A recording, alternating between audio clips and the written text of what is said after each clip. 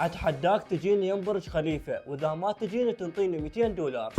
يا اخي انا مو صايم، هذا يا برج يغسل. والما يدري انا مسوي سلسله كل يوم اشوف بها متابع على مدار 100 فيديو، وندعم مواهبهم ونلعب تحديات انا وياهم. وحتى اخذ تعليقك لازم تكون مشترك بالقناه وضيف حساب الانستغرام تلقونه باول تعليق. وهذا الفيديو ال 22 ويلا نكمل. المكان الا سال ساعه يفتر بيه. هو بس فرنسا عندهم برج، احنا هم خلي يصير عندنا برج. ها هي لعب. انت هسه شلونك؟ تمام، بس ليش تاخرت علي؟ وتلوموني ليش اتاخر بهاي السلسله؟ يا اخي مواهب ماكو. مواهب ماكو؟ العديل ما موجود انا هنا. ها هي لعب، شوفنا شنو عندك. راح ارسمك رسمه حتى البورتريت ما تلحقها. يلا لعب شوفنا. اول شي نفطر حتى ماكو اعذار، وما شاء الله ابد ما يشتهون. ما دام القلم موجود يمي. بدا يرسم بيا وسويت له هاي الحركه حتى شويه صعب الرسم عليه. اقول لك انا تعبت، شنو لهالدرجه وش صعب؟